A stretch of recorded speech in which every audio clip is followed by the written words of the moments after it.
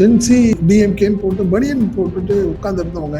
அப்போ ஆர்கனைசர்ஸ் என்ன சொன்னாங்க, சார் இதில் எந்த பார்ட்டின்னு வச்சுக்க வேணாம், நம்ம இந்த பர்டிகுலராக இந்த பார்ட்டிங்கிற மாதிரி நம்ம அதை கொண்டு போய்க்க வேணாமே, அந்த டிஷர்ட் வேணாமேன்னு சொல்லி விமர்சனம் பண்ணியிருந்தாங்க. அதுதான் நான் ஒரே விஷயம் தான் சொல்லுவேன், திமுகவுக்கு ஒரு மாணவர் அமைப்பு இருக்கு, தாவேக்காவுக்கு ஒரு மாணவர் அமைப்பு இருக்கா. இந்த போராட்டத்தில் கலந்துக்கிட்ட மாணவர்கள்ட்ட அந்த ஒரு கோபம் இருக்கு. அந்த கோபத்தை வேற மாதிரி டைவெர்ட் பண்ணணும்னு டிஎம்கே ஜென்சி அப்படின்னு சொல்லி பழகுறாங்க. பட் அது எடுபடாது. கட்சி ஆரம்பிச்சு 2 வருஷம் 3 வருஷம் ஆச்சு. உங்க கட்சியிலேயே கிட்டத்தட்ட 6-7 அதிகார மையம் வந்துருச்சு. அப்போ ஆதவ அர்ஜுன் தனியா இருக்காரு, அரசியல் பண்றாரு. புஷியானந்த் தனியா பண்றாரு, நிர்மல்குமார் அவர் தனியா பண்றாரு. தென் மாவட்டங்கள்ல அவரு இன்னைக்கு கண்ட்ரோல் பண்ணி அவரு அரசியல் பண்றாரு தனியா. ஜென்சி டிஎம்கேன்னு உட்கார்ந்தாங்க. ரைட்டு, ஜென்சி தான் அவங்க தாவேக்காவே ஜென்சி அப்படின்னு சொல்ற நீங்க இந்த மாணவர் போராட்டத்துக்கு என்ன பண்ணீங்க? டிவிகேக்கு உள்ளாட்சி தேர்தலை ஜனவரி பிப்ரவரி நடத்த தைரியம் இருக்கா? உங்கள்கிட்ட ஒரு கட்டமைப்பு இருக்கா?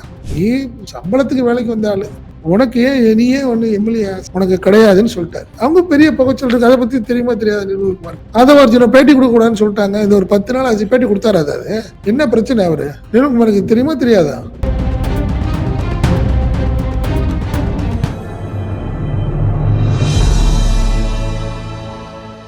தமிழ் நியூஸ் நேயர்களுக்கு வணக்கம். இன்றைய நேர்காணலில் நுழைந்திருப்பவர் தமிழ் நியூஸோட ஆசிரியர் மற்றும் பத்திரிகையாளர் திரு செந்தில் சார். சார் வணக்கம். வணக்கம் சார். அமைச்சர் நிர்மல்குமார் அன்னைய ஒரு பிரஸ் மீட் கொடுத்திருந்தாரு. அதுல டிஎம்கேல அடுத்த தலைமை யார் வருவாங்க அப்படின்னு சொல்லி ஒரு தேர்தல் வைங்க, கிளை கழகம் கிராஸ் ரூட் வரைக்கும் அந்த தேர்தல் போகணும், ஒரு திரு உதயநிதி தன்னை மறுபரிசீலனை செய்யட்டும், மக்கள் உங்களை புறக்கணிச்சிட்டாங்க அப்படின்ற மாதிரி ஒரு விஷயத்த சொல்லியிருக்கிறாரு. டிஎம்கே தலைமையெல்லாம் பத்தி ரொம்பவே கரிசனப்பட்டு இப்படிலாம் அட்வைஸ் எல்லாம் சொல்றாரு. என்ன பின்னணி? இல்ல, ஆக்சுவலா அந்த மாணவர் போராட்டத்துல ஜென்சி டிஎம்கேன்னு போட்டு பனியன் போட்டுட்டு உட்கார்ந்து இருந்தவங்க. அப்போ ஆர்கனைசர்ஸ் என்ன சொன்னாங்க, சார் இதுல எந்த பார்ட்டின்னு வச்சுக்க வேணாம், நம்ம இந்த பர்டிகுலரா இந்த பார்ட்டிங்கிற மாதிரி நம்ம அதை கொண்டு போய்க்க வேணாமே, அந்த டிஷர்ட் வேணாமேன்னு சொல்லி விமர்சனம் பண்ணியிருந்தாங்க. அது வேண்டான்னு சொன்னாங்க. உடனே அந்த ஜென்சி டிஎம்கேன்னு போட்டிருந்த டிஷர்ட் போட்டிருந்த நண்பர்கள், இளைஞர்கள் எல்லாம் போயிட்டாங்க. கொஞ்சம் வெளியே ஒரு 3 பேர் நம்ம தான் போயிட்டாங்கன்னு வச்சுங்க. ரைட்டு, அதுதான் நான் ஒரே விஷயம் தான் சொல்லுவேன், திமுகவுக்கு ஒரு மாணவர் அமைப்பு இருக்கு, தாவேக்காவுக்கு ஒரு மாணவர் அமைப்பு இருக்கா அப்படிங்கிறதா என்னோட கேள்வி. ஜென்சி டிஎம்கேன்னு உட்கார்ந்தாங்க. ரைட்டு, ஜென்சி தான் அவங்க தாவேக்காவே ஜென்சி அப்படின்னு சொல்ற நீங்க இந்த மாணவர் போராட்டத்துக்கு என்ன பண்ணீங்க? அதுக்கு இவ்வளவு கோவப்படுறீங்க நீங்க. அதுதான் உதயநிதி சொன்னார். ஜென்சி டிஎம்கேங்கிறது தான் முழுக்க இந்த போராட்டத்துல கலந்துக்கிட்டாங்க, ஆர்கனைஸ் பண்ணாங்க. புரியுதுங்களா? இது காரணம் என்ன? திமுக இப்ப இல்ல, நீங்க பாத்தீங்கன்னா நீட்டுக்கு போராட்டத்துல திமுகவுடைய பங்களிப்பு கிட்டத்தட்ட ஒரு 4-5 வருஷமா போயிட்டு இருக்கு. அனிதாவுடைய மரணத்திற்கு பிறகு தொடர்ந்து திமுக நீட்டே வேண்டாங்கிறதுல நிலைப்பாடுல தொடர்ந்து இருக்கு. அதுக்கான போராட்டங்களா இருக்கட்டும், நீ கோர்ட்டுக்கு போன விஷயமா இருக்கட்டும், எல்லாத்தையும் பண்ணிருக்கு திமுக. அதை விமர்சனம் பண்ணக்கூடிய தகுதி தாவேக்காவுக்கு உண்டா இல்லையாங்கிறத கேள்வி. உடனே டக்குன்னு எங்க போயிட்டாரு? இப்போ ஜென்சி டிஎம்கே தான் நீ முழுக்க இந்த ஆர்ப்பாட்ட போராட்டத்தெல்லாம் கலந்துக்கிட்டாங்கன்னு சொல்ற உதயநிதிக்கு ஜென்சினா என்னன்னு தெரியுமா? இந்த திமுகவுடைய யாரு திமுக நடத்துறது, திமுகவை வழி நடத்துறது யார் அப்படிங்கறத ஒரு வாக்கெடுப்பு. அதெல்லாம் திமுகவுடைய உள்கட்சி விவகாரங்கள் வைக்கிறதுல அவங்க எப்படி பண்ணிக்க போறாங்க, யார் தலைவராக வருவா, பொதுச் செயலாளர் யாருங்கிறது அவங்களுடைய நிலைப்பாடு, அவங்க பண்ணிக்க போறாங்க. நீங்க உங்களோட நிலைப்பாடு என்ன? ஆர்ப்பாட்டம் போராட்டத்துக்கு நிலைப்பாடு என்ன? ஏன் நீங்க கைது செஞ்சீங்க? நீ முன்னெச்சரிக்கை நடவடிக்கை இது வரைக்கும் மாணவர் போராட்டத்தை கைது செய்யப்பட்டிருக்கிறாங்களா? நீங்க பண்ணீங்க, தாவேக்கா அரசு பண்ணுச்சு, ஏன் பண்ணீங்கன்னு கேள்வி கேட்டா அதுக்கு பதில் சொல்லல. திமுக பத்தி பேசுறதுங்கிறது நியாயம் இல்லை. இது ஒரே ஒரு விஷயம்தான், நீங்க முழுக்க இளைஞர்கள் அடிப்படையில மாற்றம்னு சொல்லிட்டு இருந்து தாவேக்கா மாணவர் போராட்டத்தை ஏன் நீங்க அலட்சியப்படுத்தினதுங்கிறது எல்லாத்துக்கும் ஒரு வருத்தம் இருக்கு. அது அவங்க அந்த இளைஞர்கள்ட்ட ஒரு கோபம் இருக்கு. இந்த போராட்டத்தில் கலந்துகிட்ட மாணவர்கள்ட்ட அந்த ஒரு கோபம் இருக்கு. அந்த கோபத்தை வேற மாதிரி டைவர்ட் பண்ணணும்னு டிஎம்கே ஜென்சி அப்படின்னு சொல்லி பழகுறாங்க. பட் அது எடுபடாது. இந்த விதத்தில் விஜய் தப்பு செஞ்சுட்டாரு. இந்த போராட்டத்துக்கு நீங்க வழி கொடுத்துருக்கணும், ஆர்ப்பாட்டம் பண்ணுங்கன்னு சொல்லியிருக்கணும். ரயில் மறியல் பண்ணாங்க ஒரு இடத்துல, அங்க கடுமையா திமுக காவல்துறை கடுமையா நடந்துச்சு அவங்கள்ட்ட. அந்த விஷயத்தெல்லாம் தவிர்த்திருக்கலாம். அதுக்குதான் நீங்க அதுக்கு பதில் சொல்லுங்க.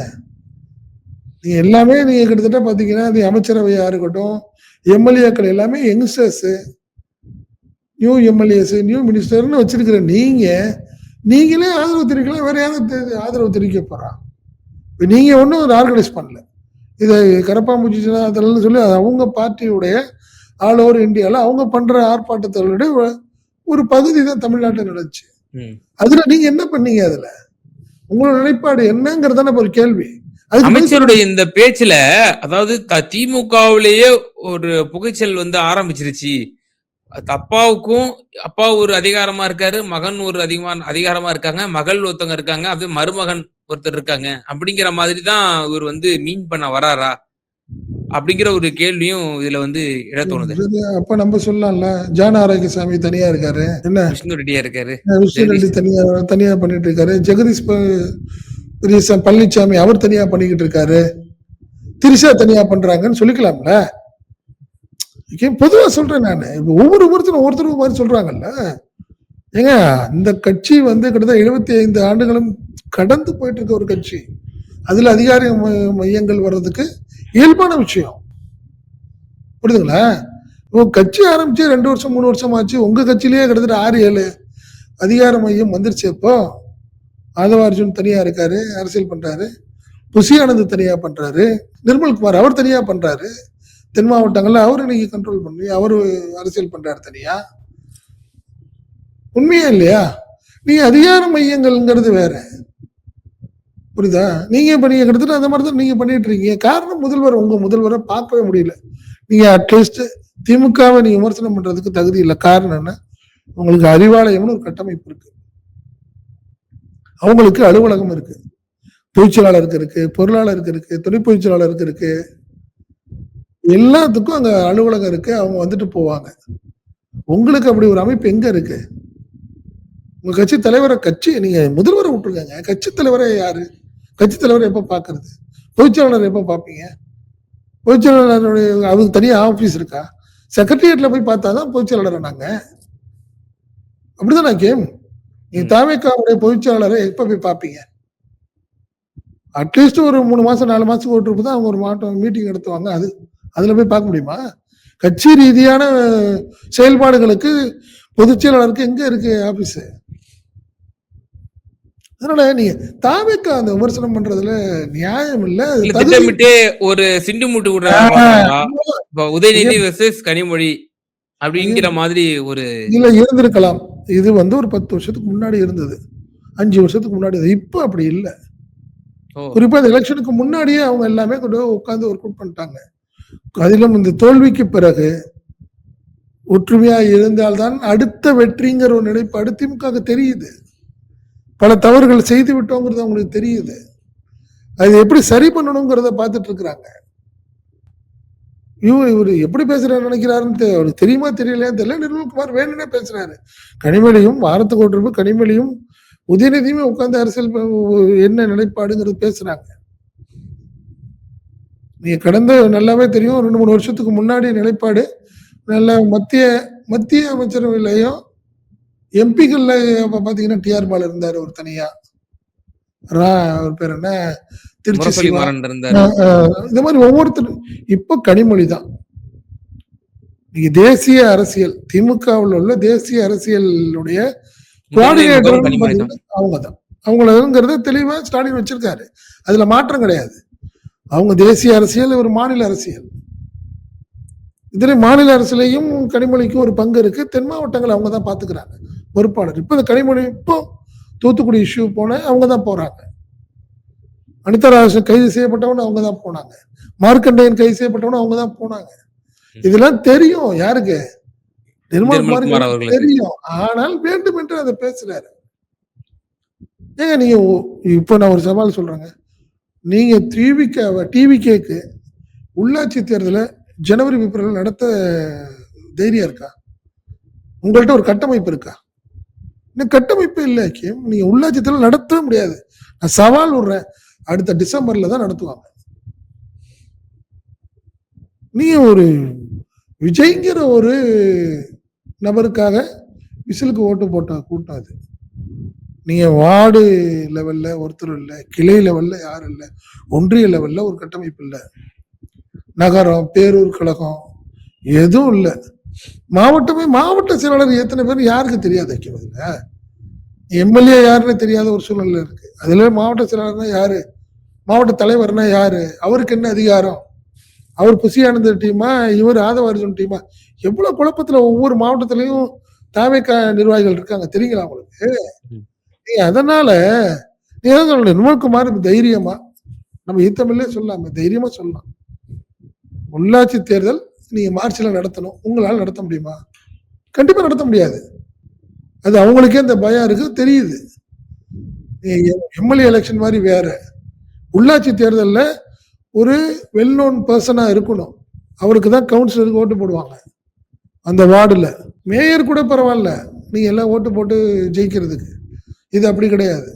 நேரடியா நீங்க ஓட்டு போட மாட்டாங்க. அந்த பயம் தாவிக்காக்கு தெரியும். அதனால நிர்மல்குமார் அவர் வேற மாதிரி பேசிட்டு இருக்காரு, எல்லா விஷயங்களையும் எடுத்து ஏனாதனம்னு பேசிட்டு இருக்காரு.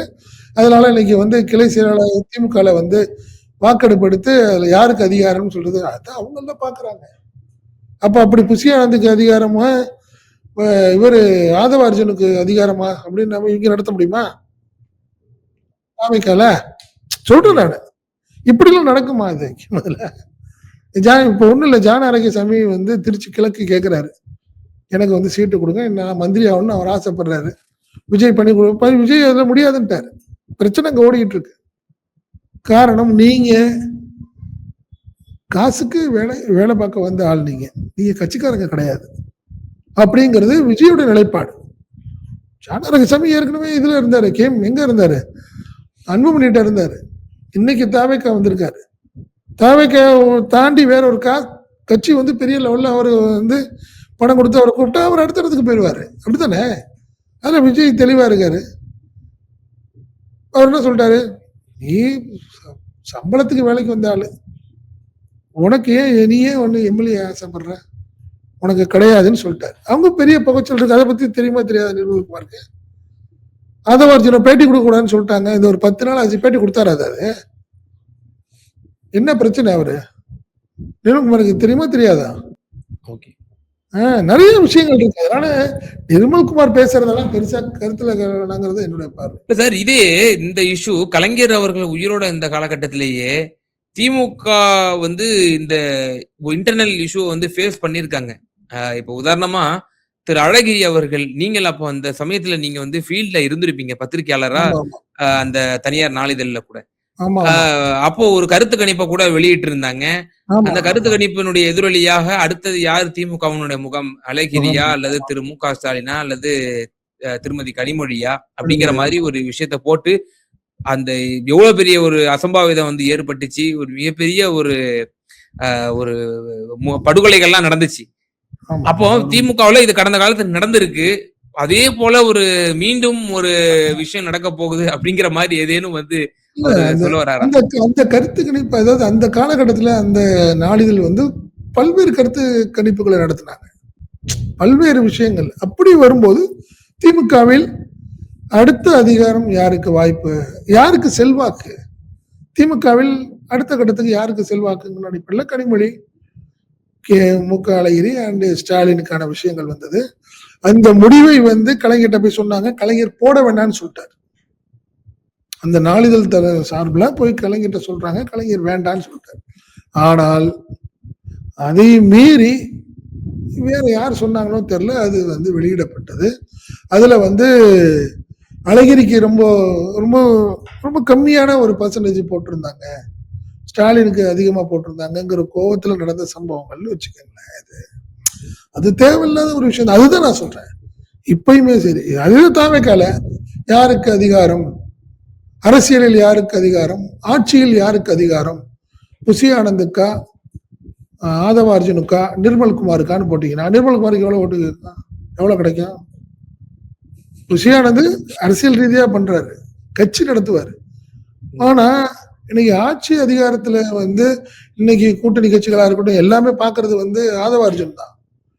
இப்படி ஒரு கருத்து கணிப்பு நீங்க நடத்துனீங்கன்னா எவ்வளவு பிரச்சனைகள் இருக்குங்கிறேன் நான். நீ அதனால நிர்மல்குமார் பேசுறது வந்து நடக்காத ஒரு விஷயம் அவருக்கு.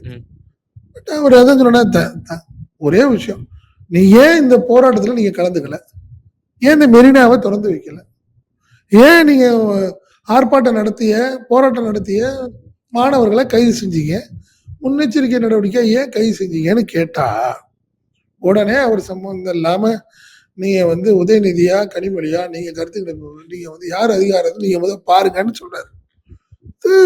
வந்து ஒரு அது என்ன சொல்றது, நீங்க ஒண்ணு கேள்வி கேட்டீங்கன்னா அவர் ஒண்ணு பதில் சொல்றாரு. நிர்மல்குமாரோட விஷயம் அதுதான்.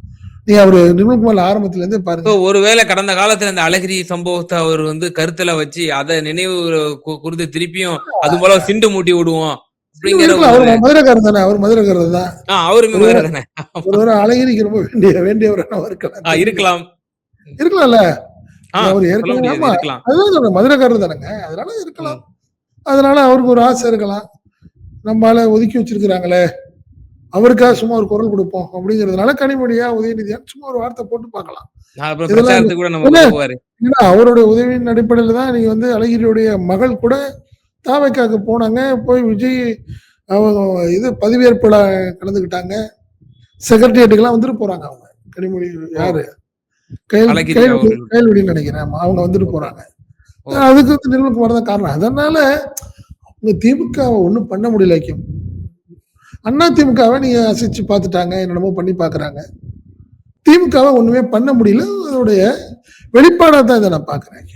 இறுதியான ஒரே ஒரு கேள்வி, திரு மு க ஸ்டாலின் லண்டன் பயணத்திலிருந்து திரும்பின உடனே சில மாற்றங்கள்லாம் வரப்போகுது, பல முக்கியமான அடுத்த தலைமுறைக்கு இப்போ ஜென்சிக்கு இந்த திமுக கடத்தணும் அந்த கட்டாயத்துல இருக்கிறதுனால அதுக்கு ஏதுவான தலைவர் இப்ப திரு மு க ஸ்டாலின் இன்னொரு 10 to 15 இயர்ஸ் பண்ணுவார் அரசியல், அதுக்கப்புறம் அவருக்கு வந்து இன்னொருத்தருக்கு வந்து கொடுக்கணும் அந்த பதவி. அப்ப அப்படிங்கிற பொழுது அப்ப இன்னொருத்தர வார்த்தை எடுக்கணும், அந்த இடத்துக்கு அவங்கள வந்து ஆயத்தப்படுத்தணும், அது மாதிரியான மாற்றங்கள்லாம் உள்ளாக்கப்படும் நாங்களே, அது வந்து அதுக்கு உண்டான ப்ராசஸ் எதுவும் நடக்குது, வேலை நடந்துட்டு இருக்கு. வந்துட்டாரு, வந்ததுக்கு அப்புறம் நிறைய அந்த கட்டமைப்பு மாற்றங்களுக்கான வேலைகள் நடந்துகிட்டு இருக்காங்க. அதுக்குள்ள இந்த பாராளுமன்ற கூட்டத்தொடர் வந்துருச்சு, மழைக்கால கூட்டத்தொடர் வந்துருச்சு. அவங்க வந்து ஆகஸ்ட் 13ஆம் தேதி வரைக்கும் இருக்கு. நீங்க அந்த விஷயத்துல கனிமொழியோடைய பங்களிப்பு இருக்குது, இந்த கட்டமைப்பு மாற்றங்கள்ல கனிமொழியும் இருக்காங்க. ஸோ அவங்கள்ட்ட டிஸ்கஸ் பண்ணணும். அவங்க தொடர்ந்து அவங்க இருக்க முடியல, அவங்க வந்து பார்லிமெண்ட் போயிடுறாங்க, வந்தா சனிஞாயிறு தான் வந்துட்டு போக வேண்டிய கட்டாயத்துல இருக்காங்க. இதன் தொடர்ச்சியாகத்தான் அதை கொஞ்சம் சற்று ஆகஸ்ட் லாஸ்ட் அப்படிங்கிற மாதிரி கொஞ்சம் தள்ளி வச்சிருக்கிறாங்க. தொடர்ந்து மீட்டிங் நடக்குது. குறிப்பா இந்த சோசியல் மீடியாவை ஸ்ட்ராங் பண்ணணும்னு நினைக்குது திமுக. குறிப்பா ஏற்கனவே இருந்த ஐடி விங்க வேற மாதிரி மாற்றி அமைக்கணும், பெண் டீமை வேற மாதிரி மாற்றி அமைக்கணும் அப்படிங்கிறது திமுகவுடைய தலைமையுடைய விருப்பம். அதற்கான வேலைகள் நடக்குது. இப்பயே பாத்தீங்கன்னா பெண் டீமை கிட்டத்தட்ட அவங்க எல்லாமே கலைச்சிட்டாங்க அப்படின்னு ஒரு தகவல் சொல்றாங்க. ஏற்கனவே அங்க ஒரு கிட்டத்தட்ட ஒரு 800லேருந்து 1000 பேர் வேலை பார்த்த இடங்கள் 600 வரைக்கும் வேலை பார்த்துட்டு இருந்தாங்க, இப்ப கிடையாது, ஒரு 20-30 பேர் மட்டும்தான் வேலை பார்க்குறாங்க பெண் டீம்ல அப்படின்னு சொல்லிட்டாங்க. அதே மாதிரி ஐடி விங்குடைய இப்போ மாநில செயலாளராக இருக்கிறவர் இவர் ராசா, பழைய முன்னாள் அமைச்சர், மன்னார்குடி முன்னாள் எம்எல்ஏ, அவர் வந்து அவர் தான் இருக்காரு. பட் இப்போ அவரை மாற்றலாமா வேண்டாமா, அவரை தொடர்ந்து வைத்துக் கொள்ளலாமா, நிர்வாகிகளை மாற்றலாமா, அவங்களுக்கு வேற என்ன மாதிரி ஒர்க் பண்ணணும் அப்படிங்கிற ஒரு சூழ்நிலை எல்லாமே நடந்துகிட்டு இருக்குன்னு வச்சுங்களேன். அதனால இவ எல்லாமே கிட்டத்தட்ட ஆகஸ்ட் லாஸ்ட்டுக்கு ஒத்திவைக்கப்பட்டிருக்கு, கொஞ்சம் தள்ளி வைக்கப்பட்டிருக்கு, அப்படிதான் நம்ம சொல்லணும். ஆமா, நிச்சயமா சார். அமைச்சர் நிர்மல்குமார் அவர்களுடைய சமீபத்திய அந்த பேச்சு, அதனுடைய பின்னணி அரசியல ரொம்ப விரிவா தெளிவா எங்க நேரத்தில் பகிர்ந்தீங்க. ரொம்ப நன்றி. நன்றி.